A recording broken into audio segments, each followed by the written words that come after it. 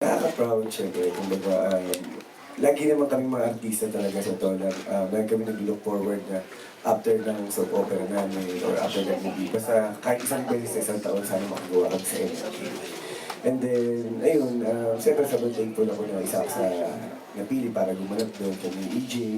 And then, napakalaking kaligayanin po para sa akin na nakasama ko dito sa Angel Taxi.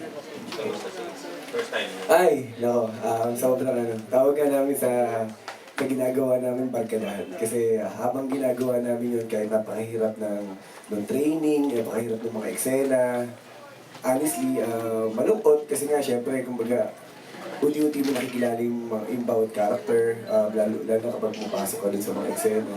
Pero sa kabila nun, kapag magaan kasi yung mga taong katrabaho mo, kahit gano'ng kahirap yung ginagawa nyo, napapagaan ka.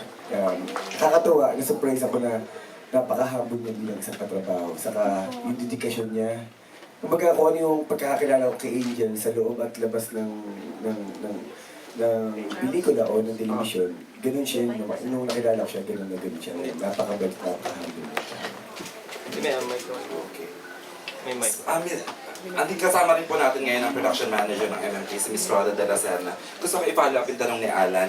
Paano na-acquire yung kwento? Can you tell us kung paano nyo nakuha yung kwento ni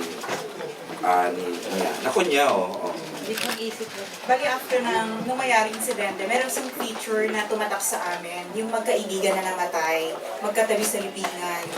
So nung pinuntahan namin yung pamilya, initially isang kwento lang ang pipiliin namin. Pero dahil magkadikit sila, hindi namin mapaghiwalay.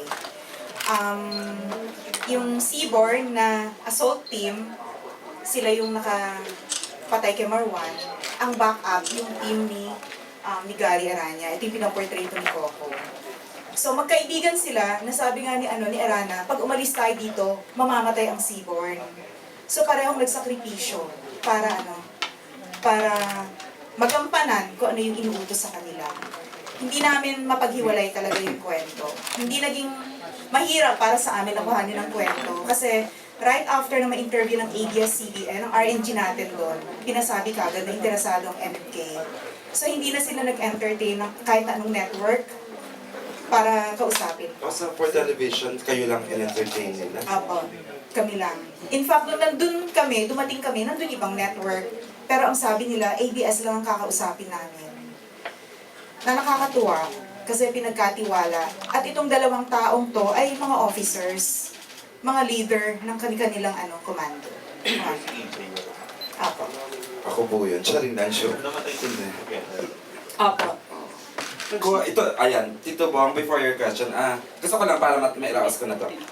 At your stature sa box, sa TV, tsaka sa movies, bakit patuloy kang bumabalik sa MMK? Yung mga malaking artista, anong meron sa MMK? Bakit once in a while gusto nyo gumawa kahit twice a year? Parang, di ba, your last one was 2 years ago, di ba?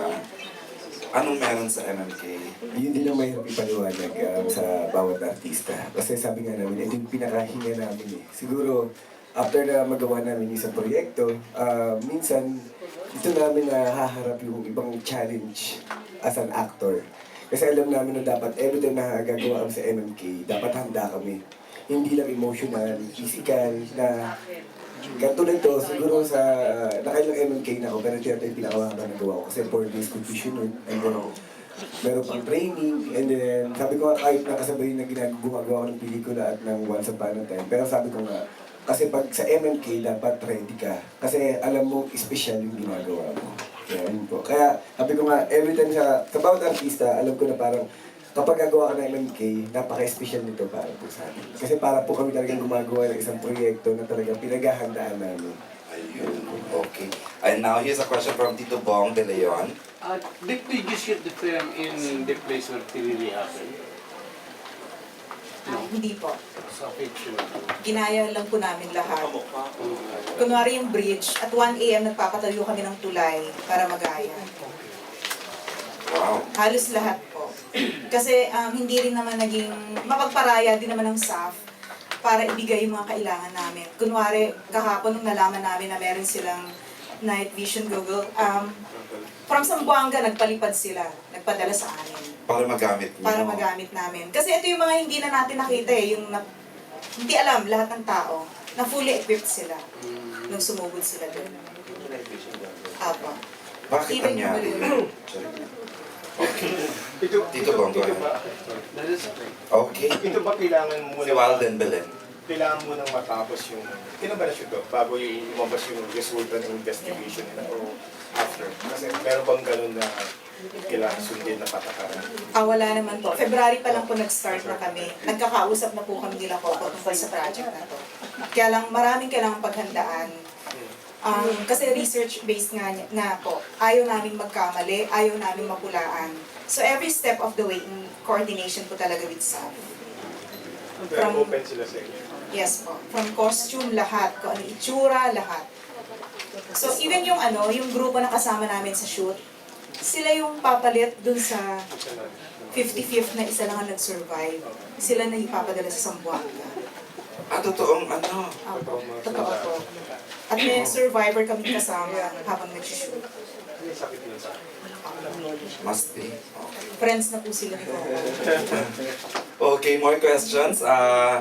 Sa mga friends natin vloggers who would like to ask questions. Si Mami Jo, siguro yung mas gulat-gulatan as if hindi ko tatahanap.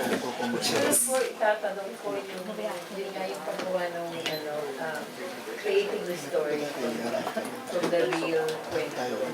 Ano po yung siguro yung thoughts and what na naramdaman ko ano yung mga siguro sarili niya sarili niyang damdamin dun sa story. Kasi syempre display Gary. Co-reading the script and actually doing the scene. Ano mga naramdaman mo? Una po, sabi ko nga, nung araw, syempre, mataas ang pagtingin ko sa ating kapulisan. Honestly, namin ko, kung dahil sa nangyari to, ngayon ko lang nalaman na meron palang tinatawag na SAP o Special Action Force. Hindi ko akalain na, kasi ano sila sila yung mga pulis na hindi sila yung kapag nakagawa ng isang, kumbaga meron silang kailangan ayusin na problema, na-accomplish nila, tapos magpapa-interview. Sila yung mga lagi nasa likod. Kasi for the security purpose, yun ang inaano nila na parang hindi sila umaharap sa media. Tapos nung nangyari nga ito, sabi ko, yung training na ginagawa nila, yung preparasyon, yung pag-aaral, hindi yung basta makatapos ka lang sa PNPA, tapos after that, mag-isap ka na. Hindi, marami ka pang mga training na dapat kunin. May commandos, scout ranger, at maraming pang iba. Kumbaga sabi ko, doon pa lang, yung sakripisyo at dedikasyon na ginagawa nila para makapasok doon, sobrang hirap na. Yung, sabi ko nga, bakit? Kasi ang alam ko, ang polis, di ba, nakalistino sa Manila, tapos yung mga nanguhuli dito sa atin sa Manila, sa mga masamang loob. Meron palang mga polis na parang, na pwede sila sa bundok at pwede rin sila dito sa rural. Kumbaga, sabi ko, may ganun pala, no? Sabi ko, tapos, yung dedikasyon nila, iba yung pagtingin. Basta iba, every time na nakakausap mo sila, iba yung mentalidad nila. Iba yung para sa akin, iba yung pagkatao nila yung napaka-humble. Sabi ko nga, dati akala ko gano'n yung military, akala ko military lang. Sila kombinasyon. Sabi ko, meron pa. Sabi ko tuloy sa sarili ko, kung magkakaroon ako ng pagkakataon, sabi ko, gusto ko rin maging SAP. Kasi, bilang lalaki, lalo na ako, parang minsan gumagawa ko ng mga action, sabi ko nga, ang sarap pala ng gano'n, no? Tapos tinatanong ko sila na parang, anong dahilan kung bakit itong pinasok ng trabaho? Wala. Sabi lang nila, yung dedikasyon, yung kagustuhan mo makatulong sa bansa mo, protektahan yung bansa mo, at para rin sa pamilya mo. Kahit alam mo na kahit yung kinikita nila na hindi enough para tustusan yung pamilya nila, yung titiisin nila yung mahabang panahon na hindi makakasama yung pamilya nila. Sabi ko ako nga lang mawalay lang ako ng ilang linggo sa pamilya ko. Parang ang bigat-bigat na. Sabi ko, what more yung tipong aalis kayo, pupunta kayo doon na alam mo yung haharapin nyo na baka sakaling hindi na kayo makabalik sa pamilya nyo. Kumbaga sabi ko, napakaraming mga katangian nila na todo ko talagang hinangaan. Bukod dun sa sinasabi ko nga, hindi dahil gusto lang nila humawak ng baril. Kundi, alam nila yung gusto nilang pasukin, alam nila yung pinapasok nila, alam nila yung pinanindigan nila, at kung ano yung prinsipyo nila sa buhay nila. Okay, Mami Jo. More questions? Albert, gusto magtanong? Knowing now the story of Sam, one of the commandos, how did it change you in terms of your perception sa government? In terms, parang nag-iba ba ang opinion natin tungkol nung before nangyari yung MMK at ngayon na mayroon kami? Honestly, para sa akin kasi, wala ako sa posisyon para magsalita about sa ganung kalalim na issue. Kasi syempre, inaamin ko, hindi rin ganun ng kalalim ang aking kaalaman tungkol sa mga bagay na yan. And then syempre, ayoko naman makaapak or ayoko magdunong-dunungan sa mga aspeto na yan. Kami kasi ginawa namin to dahil gusto namin bigyan ng muka ang isa sa mga hero dito sa ating isa na sa mga Polling 44 na ano. Kumbaga para sa akin, ayokong palalimin, ayokong magbigay ng malalim na opinion kasi baka magkamali ako or alam niyo yun. Kasi siyempre, iba naman yung tungkulin ko bilang artista. Pero sabi ko nga, napakalaking naging inspirasyon ko. Kumbaga sabi ko nga, ako alam ko, kung minsan dumadaing ako sa hirap ng trabaho ko. Pero meron pala mas mga tao na mas dapat hangaan at mas dapat kuwanan ng lakas ng loob pagdating sa ganung aspeto lalo na pagdating sa trabaho at dedikasyon sa buhay. After doing this MMK, do you have like next steps in terms of helping out the ones, yung family na? Kasi Coco is known to help naman mga ganun. Actually, lagi naman may ganun ng ABS-CBN. Alam niyo yung sabi ko nga, kagaya rin nila, ang ABS-CBN tumutulong yan na hindi pinapaalam sa kahit anong bagay.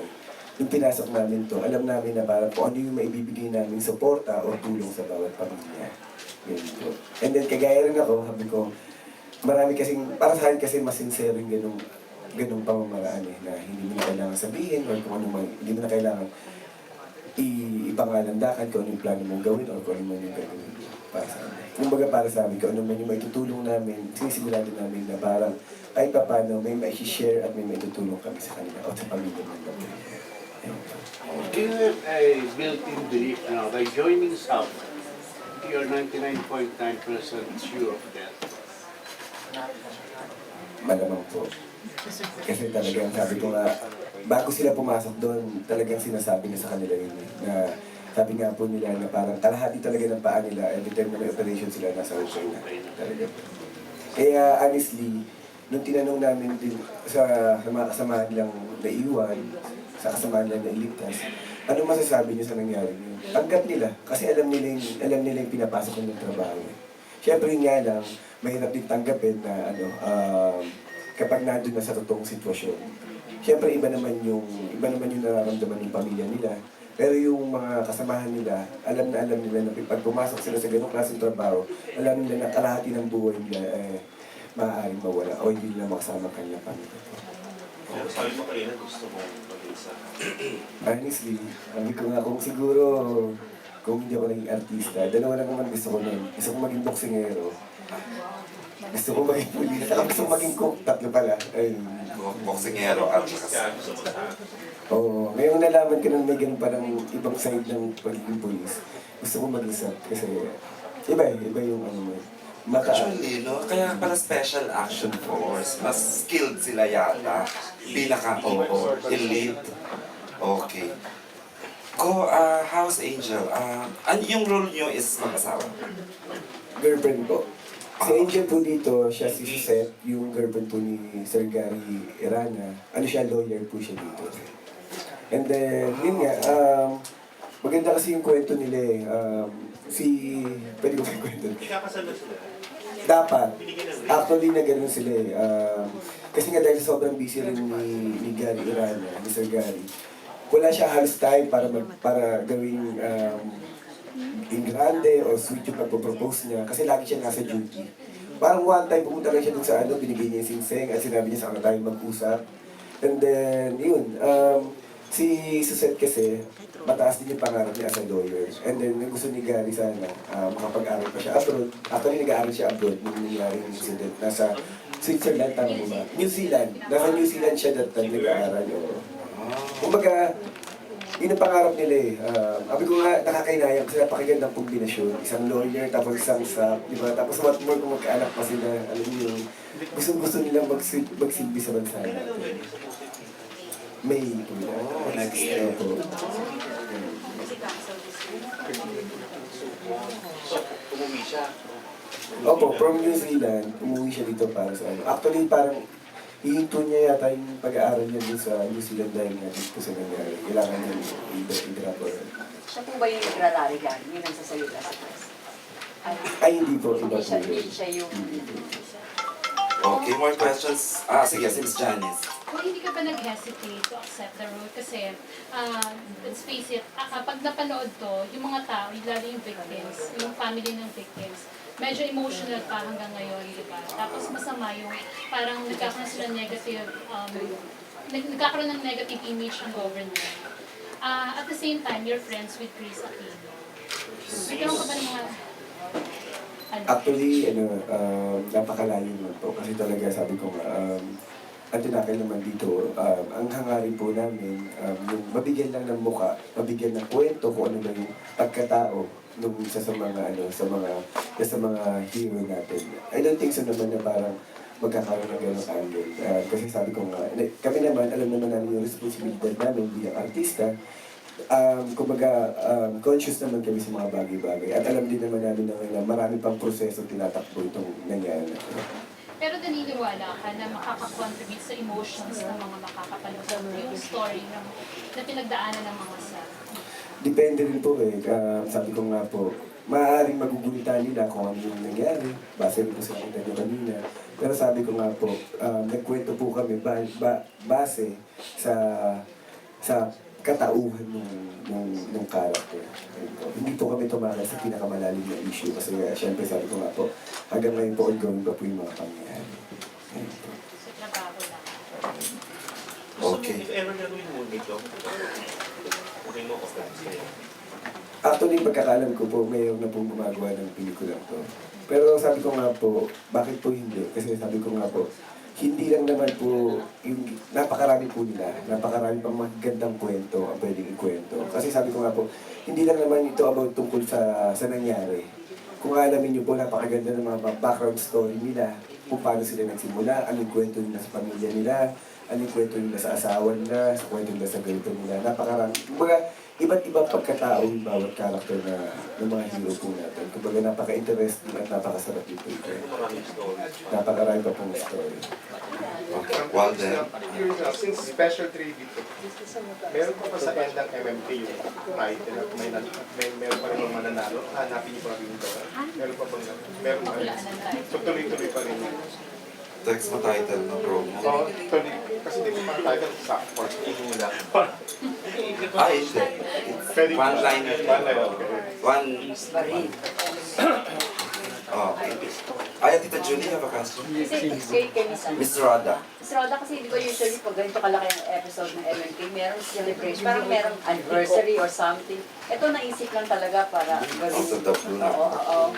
Kasi yung kay AJ din dati, dahil in commemoration ng mga namatay mo sa ano. Ngayon, walang special na whatsoever. What's so special about this season ng MMK, Miss Roda? To come up with this casting po of Coco Angel. Pag naman available si Coco at si Angel Locsin, hindi pa ba enough na ipag-celebrate yun? This is At kaharap celebration namin in sila. itself. Pero next month ang anniversary ng MMK. Nalilipat-lipat na po. Pwede anniversary na. Pwede rin. So ang budget po nito malaki. Nakaka 5 days na silang tape. Yun na. Sobra.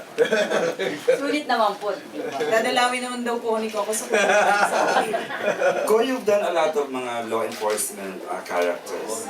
What's so special and how did you prepare for this? MLK, anong ka to? Actually, sabi ko nga, nung nag-training kami parang sa SAP, medyo may knowledge na about it. Kasi nung nung naisip ako dati yung sa Ibigi, nag-training na ako for military. Pero sabi ko nga, meron sila iba-ibang faction, iba-iba sila training na ginagawa, bawat position. Namiss mo ba ko? After a long time, tagal mo hindi nagsunda-sundalo, or what? Oo naman po. Kasi sabi ko nga, bawat lalaki naman, di ba, parang, lalo na pag bata ka, gusto mo action. Nakakatawa lang ngayon kasi kahit pa paano, bumabalik. Hindi man sobra-sobra, pero kahit pa paano, gumagawa na ulit tayo ng ganitong, mga ganitong konsepto, di ba? Kasi dati talaga parang, kung papansin natin, talagang namatay eh. Talagang nawala yung mga action movie, ganyan. And then, kahit pa paano ngayon sa soap, nagagawa, and then ngayon sa MMK, ngayon, kahit pa paano si ER, gumagawa po siya ng mga action movie. Nakakatuwa kasi sabi ko nga, sinyalis yun na nabubuhay po yung industriya natin. Kasi muling bumabalik yung mga dating nagagawa natin. Kung ano yung last episode mo sa MMK, sabi mo 4 years ago. 4 ba yun? 2 years ago. 2 lang. Underground Ayun, boxing. dream niya yun eh. Boxer naman ako yun. Pero Boxing underground boxing. Ikaw na na chance, gusto mo gumawa ng action movies. Oo naman po. Don't you have plan to put this into film? Feminist mo ito mga kasabihin. Pero syempre, pina-research sa amin ibang mga kwento na yung Colin. Marami pa. May mga material pa kayo. Yung nagbuhay, hindi kayo. Pwedeng ibaba. May idea bang gawin nyo? Yung natira? Hindi pa po siya pwedeng kausapin. Questions from over there. Sino may tanong? Mga vlogger friends natin. Mga online sites. Entertainment sites.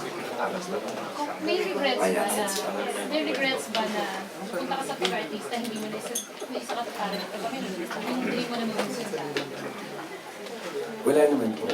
Sabi ko nga minsan, kasi talaga pag paulit-ulit ko yung kwento, wala sa inakala ko o kahit sa panaginip ko na maging artista ako. Pero minsan sabi ko nga, siguro destiny, kahit anong bagay na, hindi, ayoko yan, hindi, okay lang. Pero sabi ko nga, hindi mo mamalayan na dadali ka niya kung saan ka. Siguro sabi ko nga, ginawa akong artista kasi meron din akong calling. Meron ding reason kung bakit ako nandito. Like sabi ko nga, siguro ginawa akong artista para mabigyan ko ng mukha yung isa sa mga hero natin. And then, yun siguro po yung purpose ko. And gusto mo pa bang makasama si Angel Locsin sa isang Hindi lang po movie. Kung magkakaroon ng pagkakataon, sana magkaroon ng teleserye o Tagal na yan eh. Oo. Actually, nakakatawa nga yung kwento namin dalawa. Every time na nakikita kami sa kahit anong party or whatever, anong occasion dito sa ABS-CBN, lagi kami nagsabi, trabaho naman tayo, tara, ganyan. Tapos ang nangyari, dumating yung time na tinawagan ako nila Ameroda na para mag-present sa akin ng kwento, bibigyan na sa amin script. Nagulat ako, binigyan, kakakausapin ko doon ni Angel, binigay kay Angel yung po. Ako na kasama mo dito, ako na as in from bahay, kakalis ko lang ng bahay, hinintay niya ako dito sa ABS-CBN. Siya nag-ayos ng schedule namin at lahat-lahat dahil gusto niya magkatrabaho kami dalawa. Ako sobrang tagal ko nang hinihintay na magkasama kami. Wala talaga, hindi kami mabigyan ng pagkakataon kasi yung mga schedule namin, kung may ginagawa ko, so siya libre, kung ako naman libre, siya naman may ginagawa, hindi magkatugma. And then parang dumating yung pagkakataon na kami na gumawa ng paraan para magkatrabaho kami. And then yung sabi ko nga, at pagkatapos nun, yung naka-experience ko siya makatrabaho, na sabi ko nga, yung tao niya na, una, napakalambing, napakamapagbigay, alam niyo talaga darating siya sa set, magdadala na sandamakmak na pagkain para pakainin lahat ng mga staff at lahat ng mga sub. Ganun siya. Tapos kahit na ang call niya pa, so gabi pa, darating yun, hapon pa lang nandun siya. Kaya tawag ka namin doon barkadahan eh. Kasi kahit pack up na, nandun pa kami dahil nagkukwentuhan kami. And then na-enjoy kami sa kwento ng ibang mga tao doon. Yung mga sapat tinatanong namin kung ano nangyari, kinakamusta namin sila sa pamilya nila. Miss Rada, did EJ have to audition for his role? Was he handpicked o ano ba? Medyo ang laki kasi talaga ng cast. Apo, magkakonekta po kasi yung kwento nila. Actually, sa isang palunch ni Ma'am Charo, nung pinitch namin yung kwento, napili na kagad kung sino yung mga gaganap. 3 agad silang nasa, wow. Parang favorite niyo si EJ, ano po? Actually, minamatch din kasi namin kung ano yung character talaga. Physical din kasi kailangan eh. So, apo. Ang ganda rin ng episode kasi ni EJ. Sino yung diabo ko? Okay, more questions? Mia or Ning? Ayan, si Ning. Yes, for Coco, ano yung unforgettable experience mo in making this MMK? Sa 5 araw. Marami. Kasi talagang sabi ko nga, pag gagawa ka ng MMK, dapat talaga handa ka. Emotional at physical. Kasi talagang hindi biro, hindi kayo maglalaro. Talaga yung dedikasyon. Pag naglulukuhan nga kami para to sa, para to sa sining. Para for pagmamahal ng bayan. Ganun kami kasi nga, natatapos kami alas 12 ng tanghali, kinabukasan, 10 o'clock. Kanina, at least medyo maaga-aga. 11 a.m. Tapos kanina, I think, almost 6. Diba? Almost 6 a.m. Ayun. And then, ako hindi ko makalimutan talaga kanina, kahapon, habang shoot kami. Kasi ang bigat talaga ng best nung pinasusuot sa amin. 35 kilos, tapos may mga magazine pa yun, tapos plus the barrel, tapos plus the boots, yung mga kono. Tumayo ka lang, honestly, kung hindi ka sanay sa training, talagang babagsak ka. And then, syempre, kailangan namin panindigan yun dahil nandun kami bilang artista at yun ang ginagampanan namin. And then, yung pagod, talagang sabi nga namin, kakunti pa lang yung tinatakbo namin, talaga parang hingal kabayo na kami sa sobrang hirap. And then, talagang, kapag nagsasabugan, as in talaga, totoo na yata ito Kasi nalapit talaga ng sumasabog, and then talaga totoong barilan kung barilan. Talagang, sabi ko may support ang binigay sa amin ng MMK na talagang parang pagandahin at talagang gusto namin ipakita na parang totoo talaga kung ano yung totoong nangyari. Talagang in-achieve namin. Kaya kahit nga yung tulay, honestly sabi ko, grabe naman yung location na to, parang totoo. Kasi talaga kung ano yung nakita natin, kung ano yung napalala natin, almost the same kung ano yung pinag-shooting natin sa Laguna. Lumban, Laguna po. Yan po. Sakto-sakto kasi meron, kung makikita to, merong ilog. And then after the ilog, maisan. And then after that, mahabang field na palayan. Ganun po talaga yung pinag-shootingan namin. 5 straight, yung 5 days straight. Actually, 5 days siya. Ako po 4 days. And then tomorrow, mag-shoot sila para kay EJ po. Ilang araw Ilang na? araw lahat po? 5 to 6 days po. Tapos ka na. Actually, tapos kami ni Angel po natapos na yung kwento namin. And then bukas ang kwento ng po ni EJ. Kasi, ang kinaganda po dito, nagtatahi po yung kwento namin. Hindi siya episodic na, kwento naman ganyan. Kumbaga magkasama kami na sa kwento po. Miss Roda, bakit ganun ka-detalye yung mga militar, yung costume tuloy, yung damit nila? Kailangan pa ganun kayo? Sorry na, hindi ba pwedeng madaya na lang? Hindi ko pwedeng magkamali. Kasi parang minsan lang kang gumawa ng kwento ng SAF. Tapos, kailangan nating bigyan ng mukha itong mga tao. So, ang initial talaga, nakipag-meeting talaga kami sa PMP. So mayroon kayo on the set na soft person? Yes. Lahat ng talents. Mga tunay yun. So exclusive yung contract na kayo lang ang gagawa nito? Ay, hindi naman po. Pero yung sobrang na-appreciate ng PMP na kinukuha namin bawat detalye. Na-appreciate nila, nag-coordinate po kami sa kalipitang detalye kailangan po namin. Kasi sabi nga nila, minsan lang tayo gumawa ng ganito, gawin natin ng tama. And even kami sa MMK, ayaw din po namin magkamali. Magkamali sa pamilya na nagtiwala po na ibigay yung kwento ko sa amin. Opo. Actually, graduating class yon, sila yung papalit na dun sa 55th. So yung kasama ni Coco sa training, sa video, are soft person? Papanood yung may special preview, may special... May mga plano po kami gano'n. At hindi po matatapos sa pagpapalabas ng episode na ito, yung relasyon namin sa Sam. Ayun. Tuloy-tuloy na. More questions? Siguro we're down to our last 2 questions. Mami Jo, go ahead. Kung meron po kayong mga sana dahil para sa story, sa mga pamilya ng mga namatayan, ano po yung mga sana? Kaya mo yun. Sana walang nalagas na buhay. Pag nakilala natin si Gary at saka si Tyrus, ang iisipin natin, sana nandito pa sila. Nung makaharap namin yung pamilya, very emotional. Sabi ko nga nung kakwentuhan namin sila, feeling ko kamag-anak ako na nawalan din. Dahil yung pagkatao nila, kung paano sila pinalaki ng magulang nila, kung paano nila dinisiplina yung mga sarili nila para matupad yung pangarap nila, panghihinayaan po talaga natin. Kunwari si Gary, nursing siya, second year, pero hindi niya binitawan yung pangarap niya maging isang pulis. At hindi basta-basta pulis. Maraming training ang pinagdaanan niya. Even si Tyrus na self-made, kung ano nung trabaho pinasok niya para makatapos ng pag-aaral. At dahil sa kaibigan niya si Gary, naging pumasok din siya sa PNPA at pumasok din sa isang, sa SAF din. Kasi pareho sila ng pangarap. Gusto nila ng pagbabago.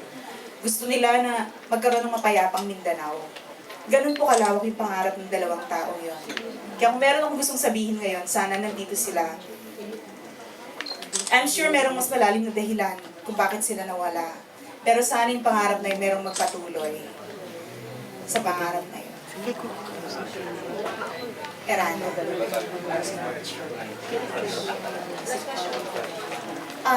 Renny Tyrus. Is there money involved in favor of the family to take this story? Hindi ba yung right sa pamilya para makuha yung story? Actually, ganito po. Yung unang approach, wala kang pinag-usapan na pera, pero meron naman talagang story fee na binibigay ko sa mga pamilya nila. Bawat kwento po ng MMK. So, lang wala talaga MMK. Opo. Okay. May questions in the back? Yes, for Coco, if you had a chance na kung makakausap or sa panaginip or something si Gary, anong gusto mo sabihin? Matutulog muna siya. Bago niya makapasok sa panaginip. Actually, alam mo po, nung tinatanong namin yung mga kasamahan nila, sobrang pakihinayang nila doon sa lahat ng mga nawala. Kasi hindi ito yung ordinaryong pulis lang na pinadala doon. Sige, may paggaraan kayo dyan. Kayo yung iyan namin, ipamumuronta namin. Alam niyo kung ba't sila sobrang nanginayang? Kasi ito yung ito yung mga A-list. Sila yung mga pinakamagagaling na mga sub-officer. As in lahat. Lahat yun, sila yung pinakamagaling, pinakamatalino. Sila yung sinasabi nga na sila yung, ito yung magiging future na general. Kaya si Gary, ang tingin niya sa kanya po ng pamilya niya, na balang araw, kung hindi man ito maging general lang, sabi niya, ito yung gusto maging presidente. Ganon kataas yung mga nila. Sila yung mga number 1 sa klase nila. Kaya nangihinayang sila, sabi nga ng PNP. Ang laking kawalan sa PNP nito kasi sila yung mga future. And then after that, ilan yung nalaga. Sabi nga namin, ilan po ba yung napatay? Sabi niya, hindi masusukat yung ilan yung nawala sa kalaban o sa mga kasi itong mga tao to, bawat isang tao to, katumbas na to, ilang daang tao ang pwede nilang turuan para lumaki. Kasi sila yung mga future na leader. Yun, doon sila nangihinayang na, yun po. And then yung tanong niyo po na kung ano masasabi ko, honestly, sabi ko nga, isang malaking panghihinayang bilang isang Pilipino na alam niyo na marami sana tayong, di ba, sabi nga natin, ang kabataan ng pag-asa ng bayan. Ito, sana sila yung isa sa mga makakatulong sa bansa natin upang magkaroon ng basta ganun. So what went wrong? Kung sila yung best of the best, what went wrong? Bakit nangyari yun? Ano ba nangyari? Mahirap pong sagutin. Di ba kung sila yung pinakamagaling, bakit sila na-dead? In fact, equipped naman sila. Oo nga, di ba kompleto pala sila, may night vision. Nasa Senado na Nasa po. Senate hearing po. Investigation niya. In fact, meron na yata report na naman. May live. Go ahead, Alan. Kung yung sarap na sino, yung unang-una mong nabalitaan ko, in real life, nabalitaan mo yung namatay na before siya. Anong reaction? Honestly, kagaya po ng lahat, syempre po nalungkot. Nakakaano talaga. Kasi lalo na nung napanood ko yung sa YouTube, talaga, nahihina talaga. Oo. Yun, sabi ko nga, masakit talaga sa bawat Pilipino. Wala naman, I'm sure, wala namang may gusto. Pero sabi ko nga, minsan, para sa akin kasi lahat ng bagay may dahilan. Pangit man na naging daan, pero I'm sure may reason to kung bakit nangyari itong bagay na to. Ayoko lang siyang isipin na parang Kasi may kapabayaan, may kakulangan, hindi ganun. May dahilan to kung bakit nangyari ito. At kung ano man yung purpose niya, yun ang hindi pa natin malalaman. Dahil sigurado ka, kahit pa paano, may mangyayari po dito.